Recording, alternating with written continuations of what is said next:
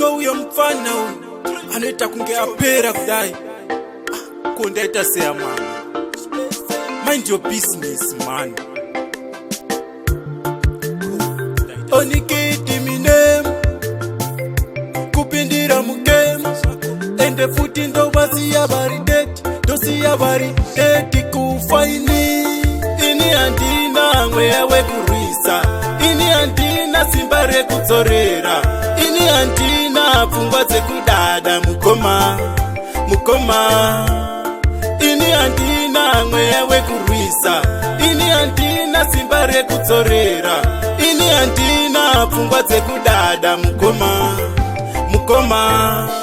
Kana uri munhu pano pasi usatorera womumwe pasi, womutora kunge siri chinhu.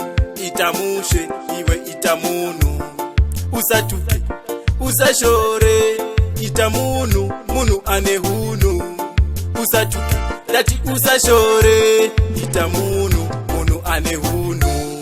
Ini andina mweya wekurwisa, ini andina simba rekudzorera, ini andina pfungwa dzekudada mukoma mukoma. Ini andina mweya wekurwisa, ini andina simba rekudzorera, ini andina pfungwa dzekudada mukoma mukoma.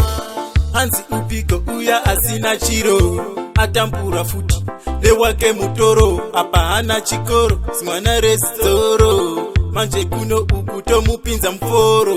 Totina mwari wangu I never lose, kuno kuchando mchapeka majusi, tine kumwisai ari majusi, uya muone michkai padusi. Ini andina mweya wekurwisa, ini andina simba rekudzorera, ini andina pfungwa dzekudada mukoma mukoma. Ini andina mweya wekurwisa, ini andina simba rekudzorera, ini andina pfungwa dzekudada mukoma mukoma. Kana uri munhu pano pasi usatorera womumwe pasi, womutora kunge siri chinhu. Ita mushe iwe ita munhu, usatuke usashore. Ita munhu munhu ane hunhu, usatuke dati usashore. Ita munhu munhu ane hunhu. Ini andina mweya wekurwisa, ini andina simba rekudzorera, ini andina pfungwa dzekudada mukoma mukoma. Ini andina mweya wekurwisa, ini andina simba rekudzorera, ini andina pfungwa dzekudada mukoma mukoma.